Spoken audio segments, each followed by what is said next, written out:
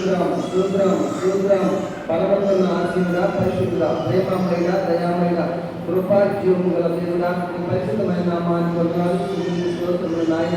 ఇంతవరకు నీ కృప ద్వారా నీ ప్రేమ ద్వారా మమ్మల్ని ప్రేమించిన ఆయన మమ్మల్ని అందరినీ సజీవ లెక్కలో కాపాడినందుకు నీకు అన్నీ వందనాలు, శుద్ధులు, స్తోత్రములు నాయన. అయా జీవాధిపతి జీవము గల యేసు ప్రభువా, అయా మీ ఆత్మ ద్వారా నాయన అనేక విషయంలో ప్రభు అనేక సందర్భాల్లో నాయన మమ్మల్ని ఆదరించి బలపరిచి క్షేమమిచ్చిన విధానాన్ని బట్టి మీకు అనేక వందనాలు, శుద్ధులు, స్తోత్రములు.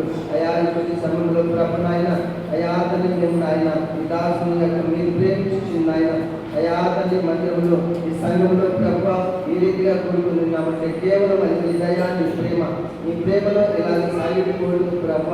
అయా మేము ఎంతో దగ్గర ప్రభు నాయన ఈ సమయంలో ప్రభు నీ దాసులు అయా తల్లి నిరుషుడు ప్రభు నీ వాక్యములు నాయన అయా మా గండనించంగా ప్రభు అందించంగా మీరే ఉండి అందించమని ప్రార్థిస్తున్నాం. మీ ఆత్మ ద్వారా బలపరచండి మా అందరికీ అయా ఎంతమంది స్వప్నం ద్వారా కూర్చున్న పిల్లలందరికీ ఆయన అయ్యా ఎదురుగలిగే శక్తిని గ్రహించి హృదయాన్ని సమర్థము మీరే ఉండి మీ ఆత్మ ద్వారా మమ్మల్ని బలపరిచి దాసులు బలపరిచి మీరే ఉండి మాట్లాడమని ప్రార్థిస్తున్నాం.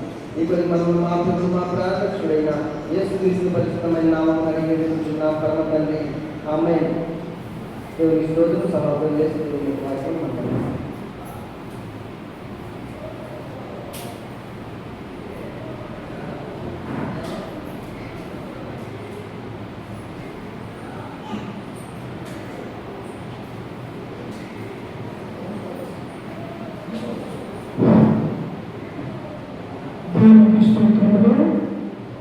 క్రీస్తునందు రాత్రికాల సమయంలో కుదిరించిన సగం పరిశుద్ధులను వాక్యం చదువుతున్నారు. ఆశీర్వాదాన్ని కుదిరించిన మీ అందరికీ ప్రభుత్వం యేసుక్రీస్తునామమున వందనాలు చేస్తూ ఉంటాము. ఇప్పటి వరకు మనమందరం కూడా ప్రార్థన ద్వారా పాపం ద్వారా ప్రభుత్వం యేసుక్రీస్తు ద్వారా దేవునికి ఆ నామాన్ని కల్పిస్తూ ఉన్నాము. కొన్ని నిమిషాల పాటు దేవుని యొక్క వాక్యాన్ని మనమందరం కూడా నేర్చుకున్నారు.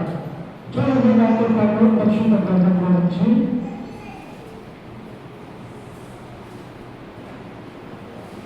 మత్తయి సువార్త 26వ అధ్యాయము, మత్తయి సువార్త 26వ అధ్యాయము 36 నుంచి దేవుని యొక్క వాక్యాన్ని మనమందరం కూడా చదువుకుందాము. మత్తయి సువార్త 26వ అధ్యాయము 36 నుంచి చదువుకుందాం. అంతటా యేసు వారితో కూడా గెత్సేమనే అనుకున్న చోటుకు వచ్చి నేను అక్కడికి వెళ్ళి ప్రార్థన చేసి వచ్చే వరకు మీరిద్దరు కూర్చుంటుని శిష్యులతో చెప్పారు. ఇక్కడ గమనించితే దేవుని బిడ్డలారా, యేసుక్రీస్తు వారి యొక్క లోకంలో ఉన్నప్పుడు ఈ భూలోకంలో ఆయన జీవించినటువంటి జీవితాన్ని గురించి మనం ఆలోచన చేస్తూ ఉన్నప్పుడు ఎన్ని సంవత్సరాలు ఈ లోకంలో జీవించారంటే ఆయన 39 సంవత్సరాలు యేసుక్రీస్తు వారి లోకంలో జీవించినటువంటి వాడిగా మనం చూస్తూ ఉంటాం. అయితే 3వ స్వార్థ పరిచర్యలో ఆయన అనేకమైనటువంటి అద్భుతాలు, అనేకమైనటువంటి సూచనలు ఈ యొక్క లోకంలో ఉన్నటువంటి ప్రతి ప్రదేశంలో ఉన్నటువంటి ఆ 3 ప్రాంతాలు లేకపోతే 3 దేశాలు ఏంటంటే యూదయ, సమరయ, గలిలయ, ఈ దేశాలన్నీ కూడా ప్రభువైనటువంటి యేసుక్రీస్తు వారు పర్యటిస్తూ అనేకమైనటువంటి పరలోక రాజ్య మర్మాలు వారికి బోధించినటువంటి వారిగా యేసు ప్రభువుని మనం చూస్తూ ఉంటాం. ఎందుకు ఆయన లోకానికి వచ్చారు? ఏ మానవులైతే పాపంలో ఉంటూ ఉన్నారో, ఏ మానవులైతే దేవుడి నుండి దూరమైపోయి ఈ లోకంలో అపరాధంలో బతుకుతూ ఉన్నారో వారందరినీ కూడా వినిపించడానికి యేసుక్రీస్తు వారి యొక్క లోకానికి వచ్చి ఉన్నారు. అందుకనే ఆయన వచ్చిన తర్వాత ఇక్కడ చివరి దినాలలో ఉంటూ ఉన్నారు. మన జీవితంలో ఈ భూలోకంలో ఇక్కడ నుంచి తండ్రి ఎక్కడికి చేరే సమయము యేసుక్రీస్తు వారికి ఆసన్నమైనట్టుగా మనం చూస్తూ ఉన్నాం. అప్పుడు ఆయన ఎక్కడికి వెళ్ళారంట? గెత్సేమనేటువంటి తోటలోకి వెళ్ళి ఆ చోటుకి వచ్చి నేను అక్కడికి వెళ్ళి ప్రార్థన చేసి వచ్చే వరకు మీరు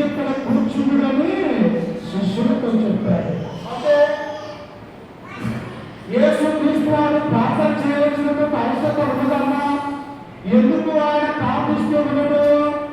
ఆయన ఈ లోకంలో ప్రతి ఒక్కరూ కూడా మాదిరికరంగా జీవించాలని, యేసుక్రీస్తు ఎలాగైతే ఆ తండ్రికి విధేయత కలిగి లోపడి దేవుని యొక్క ఆజ్ఞల ప్రకారము, పాత నిబంధన చట్ట ప్రకారము ఎలాగైతే ఈ లోకంలో జీవిస్తూ ఉన్నాడో, అలాగనే నీవు నేను కూడా ఒక మాదిరికరంగా జీవించాలని దేవుడు కోరుతున్నాడు.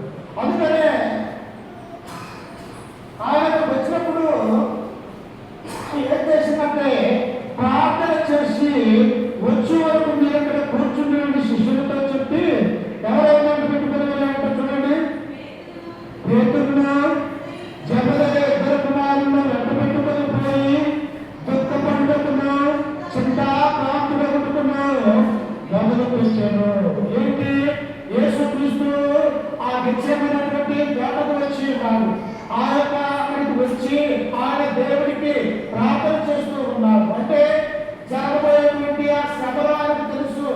ఎందుకంటే ఆయన ఈ లోకానికి పంపబడ్డాడో అది నెరవేర్చడానికి కొన్ని గడియలలో యేసుక్రీస్తు వారిని ఆ రోమా సైనికులు అరెస్ట్ చేయబోతూ ఉన్నట్లుగా మనం చూస్తూ ఉంటాం.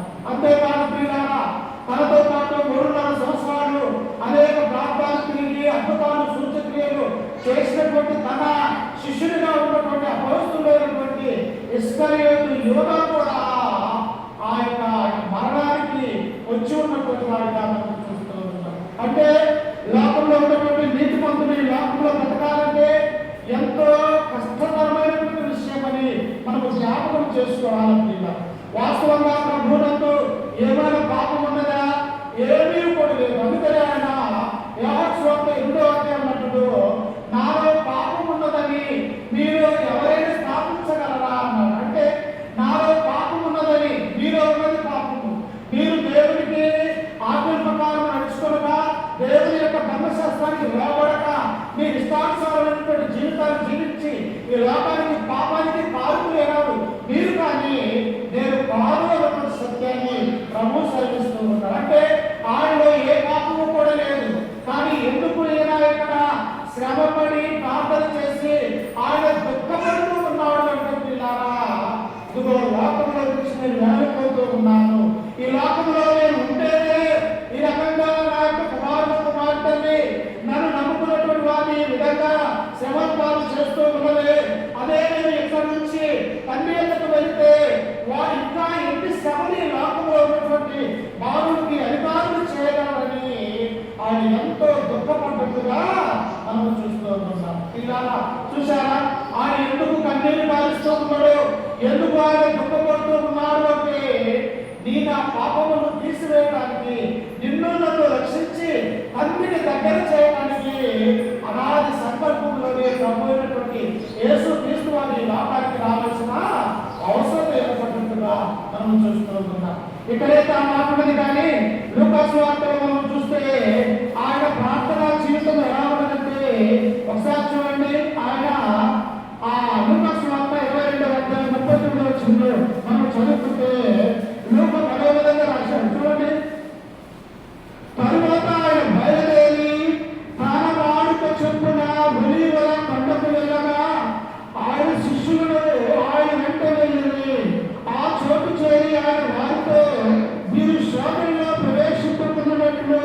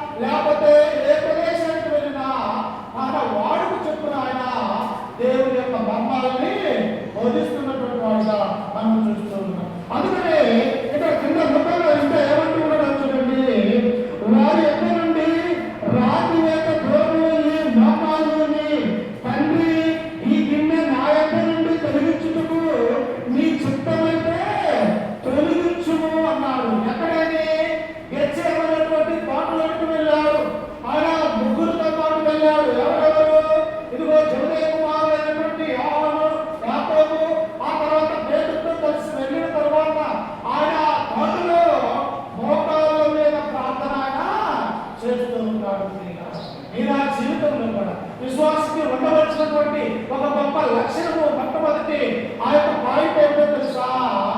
ప్రార్థన జీవితాన్ని కలిగి ఉండాలి. ఏ ప్రార్థన? భౌతిక సంబంధమైనటువంటి ఏదో నామకార్థమైనటువంటి భక్తి జీవితము కాదు. చేయాలా మోకాళ్ళు ముందుకేసి మోకరించి, దేవా ఈ లోకంలో నేను పాపులుగా బతుకుతూ ఉన్నాను, ఇదిగో నీ కుమారుడుగా నీ కుమార్తెగా ఈ లోకంలో నుంచి నేను వేరే రక్షణ పొందడానికి దేవుడు నాకు ఇచ్చినటువంటి ఈ యేసుక్రీస్తు వారందు నేను ఆమె యొక్క నమ్మకం నుంచి విశ్వాసం కలిగి ఉండాలని ప్రతి నిత్యం కూడా మనం ఏం చేయాలంట? ప్రార్థన చేయాలి. లోకరక్షకుడైనటువంటి యేసుక్రీస్తు వారే ప్రార్థన చేస్తే మరి ఏ అర్హత లేనటువంటి మనము చేయలేమా? మనం ఎందుకు కూడా పనికిరానటువంటి జీవితాలు కలిగి ఉన్నాం. అంతలోనే కనబడి అంతలోనే మాయమైపోయే ఆవిరి బ్రతుకులో మనం ఉంటూ ఉన్నప్పుడు మన యొక్క జీవితంలో కూడా ప్రార్థన అనేది చేయాలి. గొప్ప గొప్ప భక్తులు కూడా తమ యొక్క ఉదయం లేచిన దగ్గర నుంచి సాయంత్రం వరకు కూడా వారు ఏదో ఒక సమయంలో దేవుడికి మోకరించి దేవుడికి మొరపెట్టేవారుగా ఆనాడు మనం చూస్తూ ఉన్నాం. అప్పుడు ప్రభు అంటూ ఉన్నాడు, ఏమంటూ ఉన్నాడు ఆయన? తండ్రి, ఈ గిన్నె నా యొక్క నుండి తొలగించుటకు నీ చిత్తమైతే తొలగించుము. ఏ గిన్నె? శ్రమల గిన్నె. అయ్యా ఇదిగో ఈ రాత్రికాల సమయం అందే ఈ అన్నిలైనటువంటి అన్ని చేతికి నేను అప్పగించబడబోతూ ఉన్నాను. అది సామాన్యమైనటువంటి శ్రమ కాదు. లోకంలో ఉన్నటువంటి ఏ మానవుడికి కూడా ఇంటి శ్రమ సంభవించలేదన్నటువంటి ఆ సత్యాన్ని మనం చూడబోతూ ఉన్నాం. యేసుక్రీస్తుకు వచ్చినటువంటి శ్రమలు మామూలే కాదు. మనకి ఏదైనా కాలు నొప్పి కానీ, లేకపోతే కడుపు నొప్పి కానీ, లేకపోతే అనారోగ్యంగా జ్వరం కలిగని కానీ, లేకపోతే ఏదైనా బలహీనంగా ఉన్నట్లయితే మనం ఎలా ఉంటాము? ఎంతో కుంగిపోయేవాడిగా ఉంటూ ఉన్నాం. కానీ క్రీస్తు యొక్క జీవితంలో మనం చూస్తూ ఉన్నప్పుడు ఆయన దేవుని యొక్క కుమారుడైనప్పటికీ కూడా ఈ లోకానికి రక్షించడానికి వచ్చిన లోక రక్షకుడైనప్పటికీ కూడా ఆయన యొక్క శ్రమలు మామూలు కాదు. అనేక శ్రమలు ఎక్కడికి వెళ్ళినా, ఏ ప్రాంతం వెళ్ళినా అక్కడ ఆయన మాట్లాడించేవారు కాదు. ఆయన దూషించేవారు, ఆయన ఎగతాళి చేసేవారు, ఆయన అపాసించేవారుగా ఉంటూ ఉన్నారు. ఏంటి నీవు దేవుని యొక్క కుమారుడా, నీ అన్నదమ్ములు మా దగ్గర లేరా అని చెప్పేసి ఆ యొక్క సొంత జనులైనటువంటి యూదులు కూడా ఆయన తిరస్కరించేవారుగా ఉంటూ ఉన్నారు. ఇన్ని శ్రమలలో కూడా ప్రభు ఏం చేస్తూ ఉన్నాడో తెలుసా? దేవునికి మొరపెడుతున్నట్టుగా మనం చూస్తూ ఉన్నాం. అందుకనే మన యొక్క జీవితంలో మనం కూడా ప్రార్థన జీవితాన్ని కలిగి ఉండాలి. ప్రభు అయినటువంటి యేసుక్రీస్తు వారు తన మొట్టమొదటి ప్రసంగంలోనే మత్తయి సువార్త 5వ అధ్యాయం 6వ వచనము 6వ అధ్యాయం 5వ అధ్యాయం మనం చదువుకుంటే అక్కడ శిష్యులకు ఏం నేర్పించాడు? ప్రార్థన ఎలా చేయాలో ఆయన శిష్యులకి అక్కడ ఉన్నటువంటి ప్రజలకు నేర్పించినటువంటి వాడిగా మనం చూస్తూ ఉన్నాం. అప్పుడు ఆయన అంటూ ఉన్నాడు, ప్రభువా, ఆయన మోకాళ్ళ నుండి తండ్రి, ఈ గిన్నె నా యొక్క నుండి తొలగించుటకు నీ చిత్తమైతే తొలగించుము. ఆయనను నా ఇష్టము కాదు, నీ చిత్తమే సిద్ధించుగాక అని ప్రార్థించెను. ఆయన నా చిత్తం కాదయా, నీ యొక్క చిత్తాన్ని భూమి మీద నెరవేర్చడానికి నీ యొక్క కుమారుడుగా ఈ లోకానికి నీవు నాకు అప్పగించినటువంటి ఆ పని ఏదైతే ఉన్నదో ఆ పనిని సంపూర్తిగా నెరవేర్చడానికి నీ కుమారుడిగా ఈ లోకానికి నేను వచ్చాను. ఆయనను ఈ యొక్క శ్రమను అనిపించేది ఇదిగో నా చిత్తం కాదయా, నీ చిత్తమైతే ఈ గిన్నెను నా యొక్క నుండి తొలగించుకో. ఆయనను కూడా అది నీ చిత్తమే, నాదేమీ లేదని పూర్తిగా ఏమైపోయాడంట? తండ్రికి అప్పగించుకుంటున్నాడు. మన జీవితంలో మనం కూడా ఏం చేయాలా? ప్రభువా, నీవే నాకు దిక్కు, నీవే ఉన్నతమైనటువంటి వాడివి, నీవే సర్వోన్నతుడివి, మహోన్నతుడివి. నా కుటుంబాన్ని, నాకు ఇచ్చిన కుమార్తెని ఏ రీతిగా నేను ఈ లోకంలో నుండి క్రీస్తులో కుటుంబంలో మేము ఎలాగంటే అభివృద్ధి చెందాలంటే నీవు మమ్మల్ని దీవించాలి అని చెప్పేసి మనము కూడా ఉదయం లేచిన దగ్గర నుంచి ఏం చేయాలంట? ప్రార్థన జీవితాన్ని కలిగి ఉండాలని దేవుని యొక్క గ్రంథం మనకు సెలవిస్తుంది. అందుకనే ప్రభు అయినటువంటి యేసుక్రీస్తు శ్రమలు ఎలా ఉన్నాయో చూడండి ఒకసారి తిరిగి. అక్కడే లూకా సువార్త 22వ అధ్యాయము 47వ వచనం చదువుకుందాం. 22:47. ఆయన ఇంకా మాట్లాడుచుండగా ఇదిగో చెడులు గుంపుగా వచ్చింది. 12 మందిలో యూదా అనబడిన వాడు వారి కంటే ముందుగా నడిచి యేసును ముద్దు పెట్టుకున్నట్టుకు ఆయన ఎత్తుకు రాగా ఎంత నమ్మకంగా ఉంది.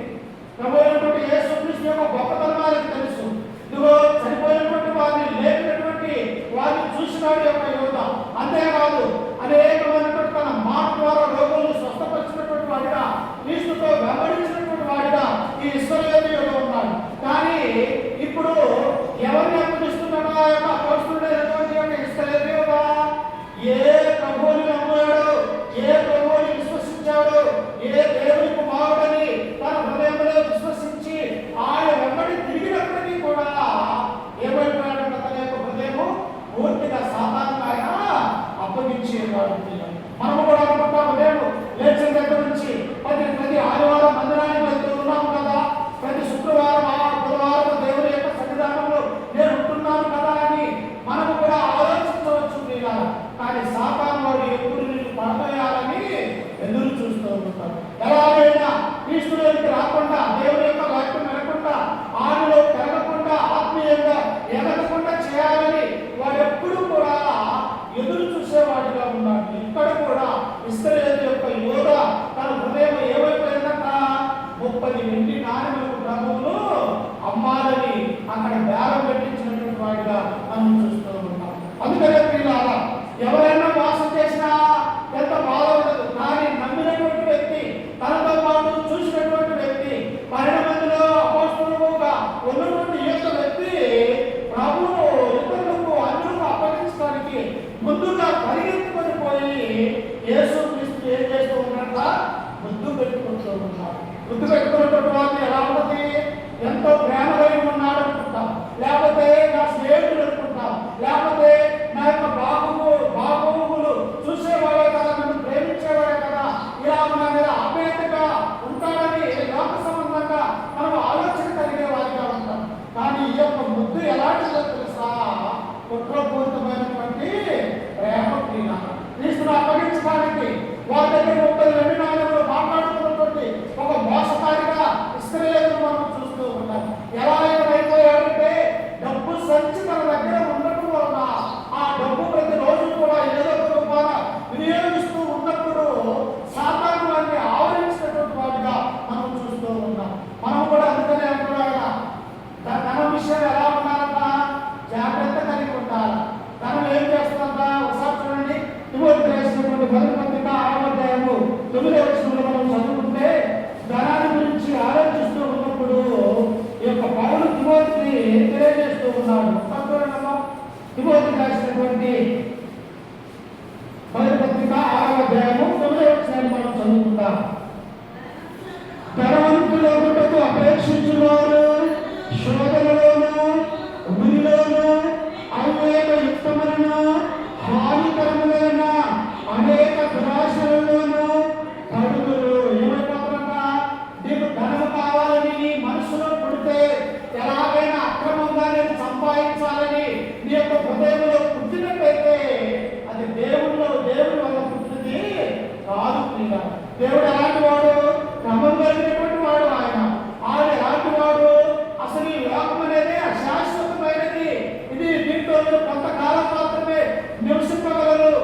ఎంతకాలము కుదిరితే 70 సంవత్సరాలు, అధిక కాలమే కదా 80 సంవత్సరాలు మాత్రమే మీకు ఈ జీవితము. కానీ మన యొక్క జీవితం ఈ లోకంలో సత్యముగా మనం నడుచుకున్నట్టయితే ఆ పరలోక రాజ్యంలో కొన్ని లక్షల సంవత్సరాలు మన యొక్క జీవితం అనేది అక్కడ సావలేదు, ఆత్మకు లేదు.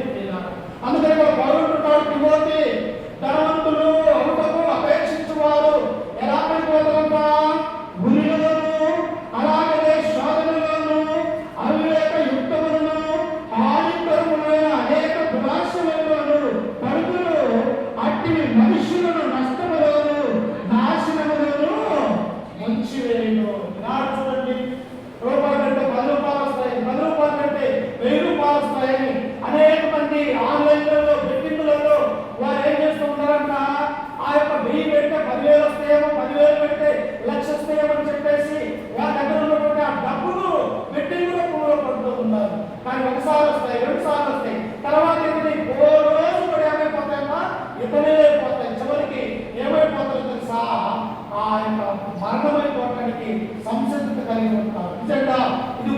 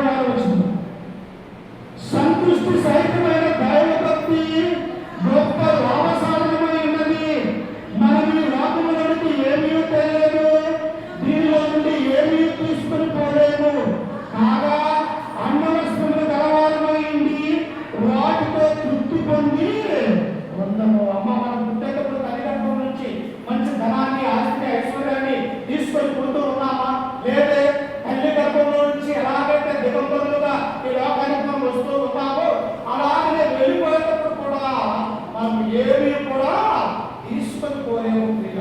ఇది గమనించలేకపోయాడు ఇశ్రాయేలు యోధ. ఇది ఆలోచించలేకపోయాడు. ఎందుకు? తన యొక్క హృదయం డబ్బు మీద ఉన్నది.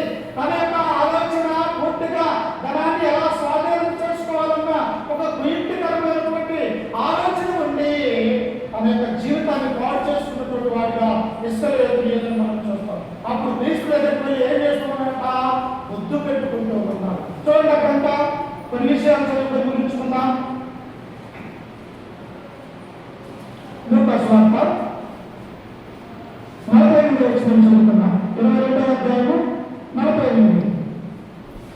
యేసు, యోధా, నీవు ముద్దు పెట్టుకొని మనిషి కుమారుని అప్పగించుచున్నావా అని వారితో అనగా వాడు అర్థం చేసుకోలేకపోయాడు. ఎవరు? ఇశ్రాయేలు యోధ. అతను ముద్దు పెట్టుకొని ఇదిగో వారి దగ్గర ఏం మాట్లాడుకున్నాడు? ఆ 30 వెండి నాణెములు తీసుకొని నేను ఎవరినైతే ముద్దు పెట్టుకుంటానో అతన్నే మీరు పట్టుకోకపోయేది ఆయనే యేసు క్రీస్తు వారని వారికి ముందుగా తెలియజేసినట్టుగా మనం చూస్తూ ఉన్నాం. అప్పుడు క్రీస్తు ఆయన అన్నీ తెలుసు ప్రియులారా. ఎలా తెలుసా? హృదయంలో ఉన్నటువంటి అంతరంగములు, నీవేం మాట్లాడతావు, ఎలా ఉంటావు, నీ ఆలోచన ఏమిటో, నీ మనసు ఎలా ఉండదు, ఆయన అన్ని హృదయములు ఆలోచన చేసి పరిశీలన చేసేవాడిగా దేవుడు ఉంటూ ఉంటాడు. అప్పుడు యోధాతో క్రీస్తు ఏమంటూ ఉన్నాడు? యోధా, నీవు ముద్దు పెట్టుకొని మనిషి కుమారుని అప్పగించుచున్నావా అని వారితో అనగా ఆయన చుట్టూ ఉన్నవారు జరగబోయేదాన్ని చూసి ప్రభువా కత్తితో నరుకుతున్నా అని ఆయనను అడిగితే బాధపడుతున్నారు. అయ్యో, మా మధ్యలో ఉన్నటువంటి క్రీస్తు వారిని ఒక దొంగను పట్టుకున్నట్టు, ఒక బందిపోటు దొంగ దగ్గరకు వచ్చి ఆయన పట్టుకొని అరెస్ట్ చేసినట్టు ఈ రీతిగా రాత్రి వేళ సమయంలో ఈ గెచ్చమైనటువంటి తోటలోకి వచ్చారే అని ఆ చుట్టూలో ఆయన వెంబడించినటువంటి ఆయన యొక్క మిగిలిన శిష్యులు అనేక మంది కూడా వీరిని చంపుదామా అని ఆ యొక్క పేతురు వారు అడిగినప్పుడు ఏమంటాడో తెలుసా? మనమైతే ఏమంటాం? అయ్యో, నన్ను ఎక్కడ దాడి చేస్తారు, లేకపోతే నన్ను ఎక్కడ చంపుతారో, మనమే వారిని పడదామా అని మనం ఆలోచన చేస్తాం.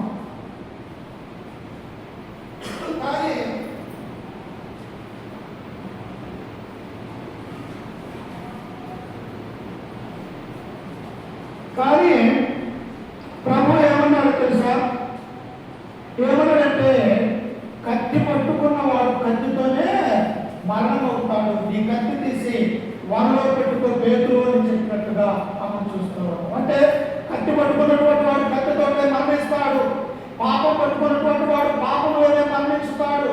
అలాగే ధనాన్ని గురించి ఆలోచించి ధనం కోసం పనిచేసేవాడు ఆ ధనంతో నాశనం అయిపోతాడు. అలాగే ఇశ్రాయేలు యోధ జీవితం కూడా ఎలా ఉన్నదంట? పూర్తిగా ధనమయమైనట్టుగా చూస్తూ ఉన్నాం. లోకరక్షకుడిని ఇతరులకు పట్టించాలన్నటువంటి ఆలోచన కలిగి ఉన్నాం. అలాంటి ఆలోచన మనకు ఉండకూడదు. ఈనాడు కూడా మనము క్రైస్తవులు ఉన్నటువంటి పేరు చెప్పుకుంటూ ఉన్నాం, క్రీస్తులో ఉంటూ ఉన్నాం. కానీ దేవుడి యొక్క వాక్యాన్ని అర్థం చేసుకోలేనటువంటి వారిగా ఉంటూ ఉన్నాం. నిజంగా యేసు క్రీస్తు యొక్క శిష్యులుగా ఉన్నామా? ఆయన నివసించిన లేకపోతే ఆయన చూపించినటువంటి ఆ మాదిరి కలిగి మనము ఈ లోకంలో ఉన్నామా అని ప్రతిరోజు మనం ఏం చేయాలా? మన హృదయానికి, మన మనస్సుకు మనమే ప్రశ్న వేసుకునే వారిగా ఉంటాం.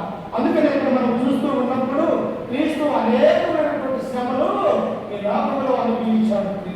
ఆయన అనుభవించిన శ్రమలు మామూలు కాదు. ఏ ఒక్క వ్యక్తి కూడా ఈ లోకంలో ఎవరు కూడా అనుభవించలేనటువంటి ఆ బాధ శ్రమని ఆయన అనుభవించినటువంటి వాడిగా క్రీస్తుతో మనం చూస్తూ ఉన్నాం. అంతేకాదు ప్రియులారా, ఆయన చూడండి, ఆయన ఏం చేస్తున్నాడు? అదే లూకా సువార్త 23వ అధ్యాయము 27వ వచనాన్ని చదువుతున్నాం. 23:27. గొప్ప జనసమూహమును ఆయన గుర్చి రొమ్ము కొట్టుకొనుచు దుఃఖించుచున్న బహు మంది స్త్రీలను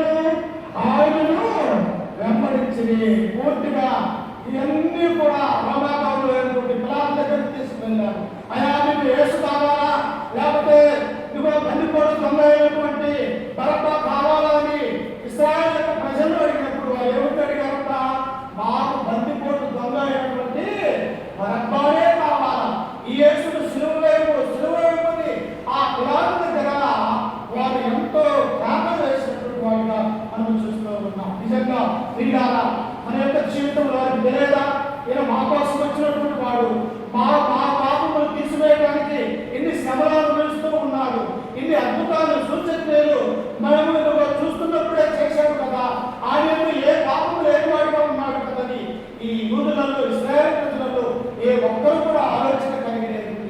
ఎందుకు? వారి యొక్క చెవులు మూసుకొని పోయాయి, వారి యొక్క కళ్ళు మనోనేత్రం ఏమైపోయాయి, గుడ్డితనం కలిగజేసినట్టుగా మనం చూస్తూ ఉన్నాం. అప్పుడు ఆ శిలువకు అప్పగించినప్పుడు ఆ శిలువ వస్తూ అనేకమైనటువంటి శ్రమలు ఆయన జీవితంలో సంభవించినాయి. శిలువ మోస్తూ ఉన్నప్పుడు హేళన చేశారు, శిలువ మోస్తూ ఉన్నప్పుడు బంధుకోటు దొంగలు ఏం చేశారు, పడాలతో కొడుతూ ఉన్నారు. అనేక మంది కూడా హేళన చేస్తూ నవ్వుతూ ఆయన గురించి అనేక విధాలుగా చెప్పుకునే వారిగా ఉంటూ ఉన్నారు. అయినప్పటికీ కూడా కొంతమంది స్త్రీలు క్రీస్తును వెంబడిస్తూ ఉన్నారు. ఈనాడు కూడా చూడండి, పురుషులు ఎవరు కూడా దేవుని యొక్క మందిరానికి రాలేనటువంటి వారిగా ఉంటూ ఉన్నారు.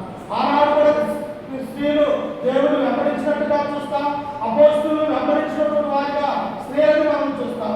ఈనాడు కూడా ఏమున్నది, స్త్రీలే దేవుని యొక్క సంచారం ఎక్కువగా కనిపిస్తూ ఉన్నారు. కానీ పురుషులు రాలేనటువంటి వారిగా ఉంటూ ఉన్నారు. అప్పుడు వారిని చూసి ఆయన ఏమంటూ ఉన్నాడంట, యేసు వారి వైపు చూసి, యేసుదేవ కుమార్తెలారా, నా నిమిత్తము ఏడవకుడి, మీ నిమిత్తమును మీ పిల్లల నిమిత్తమును ఏడుకుడి. వాళ్ళు ఏడుస్తూ ఉన్నారు, అయ్యా మా యొక్క కుమారుడే, కాకపోతే మాతో పాటు ఉన్నటువంటి వాడే, మాతో పాటు 33 సంవత్సరాలు మా గ్రామంలో ఉన్నవాడు, మా పట్టణంలో ఉన్నవాడు, మా దేశంలోకి వచ్చి అనేక సూచనలు చేసినటువంటి వాడు, ఆయన వారు మేము లబ్ధి పొందాము, ఆయన యొక్క అద్భుతాన్ని మేము కళ్ళారా చూసి ఉన్నాము. ఇంత మంచి మనిషికి, ఇంత నీటి పత్రుడికి ఇట్లా స్లో వేస్తూ ఉన్నారే అని అక్కడ ఉన్నటువంటి స్త్రీలందరూ కూడా ఏడుస్తూ ఉన్నట్టుగా చూస్తూ ఉన్నాం. అప్పుడు ప్రభు ఏమన్నాడు తెలుసా, ఏమో సియోను కుమార్తెలారా, నా కొరకు ఏడవక మీ కొరకు మీ పిల్లల కొరకు ఏడుగుడి అన్నారు. ఎందుకన్నా ఆ మాట?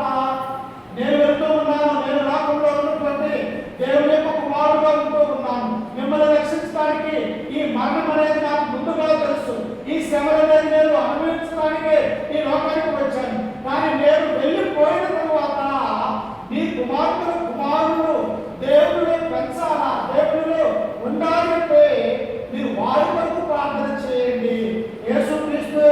యేసుక్రీస్తుకే వారు ఇన్ని శ్రమలు చేస్తే, యేసుక్రీస్తునే ఇంత బాధపడితే లోకంలో దేవుని నమ్ముతున్నటువంటి బిడ్డలకి ఇంకెన్ని బాధలు పెడతారో అని చెప్పేసి వారు యేసు కుమార్తెల గురించి ప్రభు సెలవిస్తూ ఉన్నారు.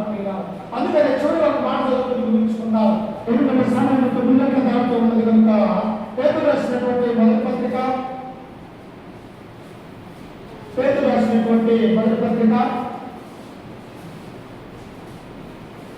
2వ అధ్యాయము 21వ వచనాన్ని చదువుకుందాం. 2:20 క్రీస్తు కూడా మీ కొరకు బాధపడి మీరు తన అడుగుతాడని బట్టి నడుచుకున్నట్లు మీకు మాదిరి ఇచ్చి, చూశారమ్మా ఏం చేశారట? ఆయన శ్రమలో మాదిరి, ఈ లోకంలో ఆయన నడవడిలో మాదిరి, ఆయన యొక్క పుట్టుకలో మాదిరి, ఆయన పెరుగుతులో ఒక మాదిరి, ఆయన జీవించిన జీవితంలో ఒక మాదిరి, ఆయన శ్రమలలో ఒక మాదిరి మనకి ఉంచినట్టుగా మనం చూస్తూ ఉన్నాం. కానీ ఈనాడు మనం ఏం చేస్తూ ఉన్నాము? క్రీస్తు ఇచ్చినటువంటి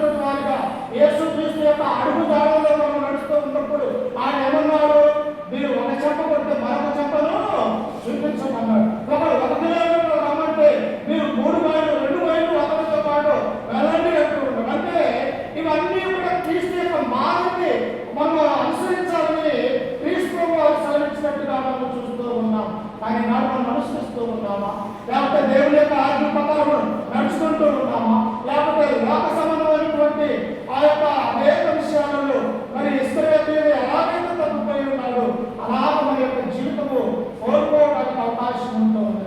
అందుకనే ప్రభు ఏం చేస్తున్నాడంట, ఆయన మనకు మాదిరి ఉంచిపోయాడు. ఏంటి ఆయన మాదిరి అంటే ఆయన శ్రమలలో మాదిరి, ఆయన పుట్టుకలో మాదిరి, ఆయన పెరుగులో మాదిరి, ఆయన చనిపోవడంలో ఒక మాదిరి.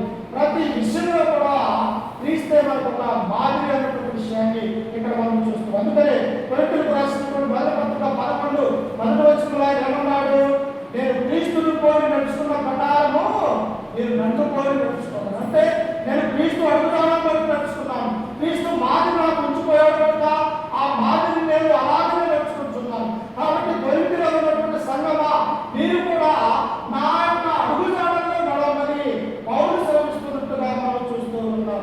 ఎందుకు అపోస్తుల యొక్క బోధ ప్రకారం నడుచుకోవాలంటే అపోస్తుల యొక్క బోధ మాత్రమే సత్యమైనది. అపోస్తులు సంఘాలను ఏదైతే బోధించారో ఆ యొక్క బోధ మాత్రమే గ్రంథంలో రాయబడింది, కానీ లోకంలో ఉన్నటువంటి ఏ బోధ నుంచి కూడా రాయబడి ఉండలేదు. అందుకనే మనము ఎవరిని అనుసరించాలా, మొదటిగా క్రీస్తును, ఆ తర్వాత అపోస్తులను మనము అనుసరించే వారిగా ఉండాలని ఈ గ్రంథం మనకు సెలవిస్తుంది. కావున క్రీస్తు మన కొరకు లోకానికి వచ్చాడు, గెత్సేమనే తోటలోకి వెళ్ళాడు, ప్రార్థనా జీవితాన్ని కలిగి ఉన్నాడు. అలాగనే ఇశ్రాయేలు యోధ తన దగ్గర డబ్బు సంచి ఉండటం వల్ల సాతానుకు లోబడినటువంటి వాడిగా ఉంది యేసు క్రీస్తు వారిని ఆ యొక్క అన్యులైనటువంటి రోమీయులకు అన్వేషించినట్టుగా మనం చూస్తూ ఉన్నాం. దానికి కారణము తన యొక్క జీవితాన్ని కోల్పోయినట్టుగా చూస్తూ ఉన్నాం. కనుక ఈ రాత్రివేళ సమయంలో మనం కూడా క్రీస్తు పడినటువంటి పాటలలో పొదువైన వాటిని నా శరీరమందు నేను అనుభవించుకున్నానని పౌలు ఎలాగైతే ఒక గొప్ప సాక్ష్యాన్ని ఆయన కలిగి ఉంటూ ఉన్నాడో మనము కూడా చేయాలి. శ్రమలు వచ్చినప్పుడు బాధపడకూడదు, సంతోషం వచ్చినప్పుడు మనం సంతోషిస్తాం, కానీ శ్రమ వచ్చినప్పుడు దేవుడి మీద మనం నిందవేయకూడదు చేయాలి. అందుకని ఆపాకు రాసినటువంటి పత్రిక 1:19 ఏమన్నాడు, ఎవరైనా శ్రమ అనుభవించిన వేళ ఆ శ్రమను దేవుడి మీద మనం వేయకూడదు. ఆ శ్రమలు ఎలా వస్తాయి, మన విశ్వాసం సరిగా ఉందో లేదో అని ఒక్కోసారి వస్తాయి. ఒక్కోసారి మనల్ని పరీక్షించడానికి దేవుడి శ్రమలకు మనం గురి చేయొచ్చు. యోబును అలాగే కదా దేవుడు చేసింది, అబ్రహామును అలాగే కదా ఆయన విశ్వాసం కలిగి ఉంటాడా లేదా అని ఆయన పరీక్షించినటువంటి వారిగా మనం చూస్తాం. అయితే కొన్ని శ్రమలు మనము తెచ్చుకునేవిగా ఉంటూ ఉంటాయి. కాబట్టి మనం ఎలా ఉండకూడదంట, ధనాశం కలిగి ఉండకూడదు. ఇస్రాయేలు ఆయన యొక్క జీవితం వల్ల మన యొక్క జీవితం కాకూడదు.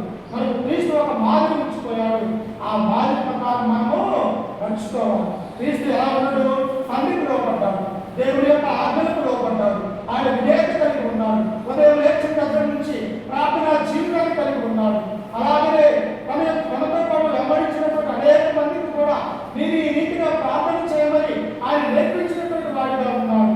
అందుకనే ఆయన సులువ వేసినప్పటికీ కూడా ఆయన తన ప్రాణాన్ని మన పాపము నిమిత్తము తన ప్రాణాన్ని లోకంలో ఆయన పెట్టినట్టుగా మనం చూస్తూ ఉన్నాం. కాబట్టి దేవుని దేవుని ద్వారా రాత్రికాల సమయంలో క్రీస్తు వలె మనమందరం కూడా నడుచుకోవాలని చెప్పేసి రాత్రి ధర్మంలో హెచ్చరిస్తూ ఈ మాటలను కూడా హెచ్చరిక చేసుకుంటూ వాటిపైన మీ అందరికీ మన రక్షకుడు ప్రభువైన యేసుక్రీస్తు నామమున వందనాలు తెలియజేస్తూ ఈ వాక్యాన్ని ముగించుకుంటూ ఉన్నాను.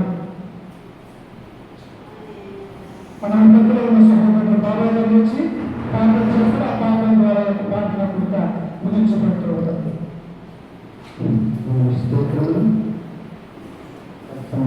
వాక్యంలో మనం ఏమన్నాం, శ్రమ మనకు మాదిరి, శ్రమ యేసుక్రీస్తు యొక్క శ్రమ మనకు మాదిరి.